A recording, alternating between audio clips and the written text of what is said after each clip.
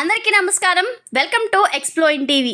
బెంగళూరు శివారులో ఇటీవల జరిగిన రేవ్ పార్టీ దేశవ్యాప్తంగా సంచలనం సృష్టించింది. ఈ కేసులో దర్యాప్తు వేగంగా సాగుతుంది. తాజాగా ఈ కేసులో కీలక ట్విస్ట్ ఎదురైంది. ఈ పార్టీలో పాల్గొన్న నటి హేమ రక్త నమూనాల్లో డ్రగ్స్ ఆనవాళ్లు గుర్తించినట్లుగా సమాచారం. ఈ మేరకు నార్కోటిక్ టీం రిపోర్ట్ సమర్పించింది. ఆ రోజు రేవ్ పార్టీలో పాల్గొన్న 150 మంది రక్త నమూనాలు నార్కోటిక్ టీం సేకరించింది. ఇందులో 57 మంది పురుషులు, 27 మంది మహిళల రక్త నమూనాల్లో డ్రగ్స్ ఆనవాళ్లు గుర్తించారు. అంటే మొత్తం 86 మందికి పరీక్షల్లో పాజిటివ్ వచ్చినట్లుగా రిపోర్ట్ వచ్చింది. ఇందులో నటి హేమ ఉన్నట్లుగా సమాచారం. ఈ రేవ్ పార్టీలో హేమ పాల్గొన్నట్లుగా మీడియాలో వార్తలు వస్తున్నా ఇప్పటికీ ఆమె బుకాయిస్తూనే ఉంది. రేవ్ పార్టీకి తనకి ఎలాంటి సంబంధం లేదని, అసలు అందులో ఎవరెవరు ఉన్నారో కూడా తనకి తెలియదని హేమ మొదటిగా స్పందించింది. తాను హైదరాబాద్లోనే 2 రోజులు ఉన్నానని, అక్కడే ఒక ఫామ్ హౌస్లో చిల్ అవుతున్నట్లుగా ఒక వీడియోను రిలీజ్ చేసింది. అయితే దీనిని కర్ణాటక పోలీసులు ఖండించారు.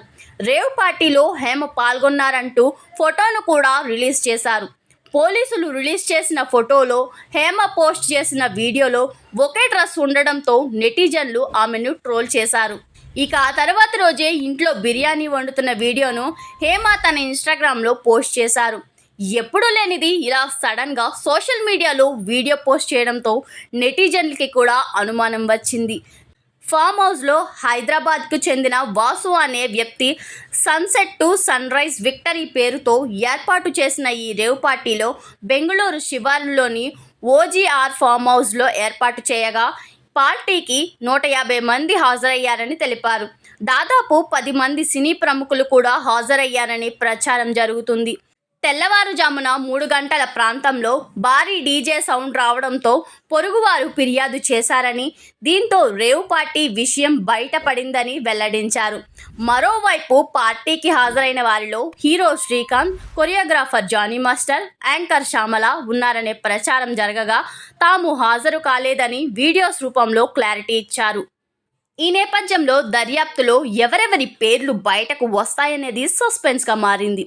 అయితే ఇందులో డ్రగ్స్ వినియోగించినట్లుగా సమాచారం రావడంతో కర్ణాటక పోలీసులు ఆదివారం అర్ధరాత్రి సమయంలో దాడి చేశారు. ఆ సమయంలో డ్రగ్స్ దొరకడంతో పోలీసులు వారందరినీ అదుపులోకి తీసుకుని బ్లడ్ శాంపిల్స్ కలెక్ట్ చేశారు. ఈ కేసులో ఇప్పటికే 5గురిని అరెస్ట్ కూడా చేశామన్నారు. ఇలాంటి పనులు చేసే వారిపై కఠిన చర్యలు తీసుకుంటానంటూ దయానంద్ తెలిపారు.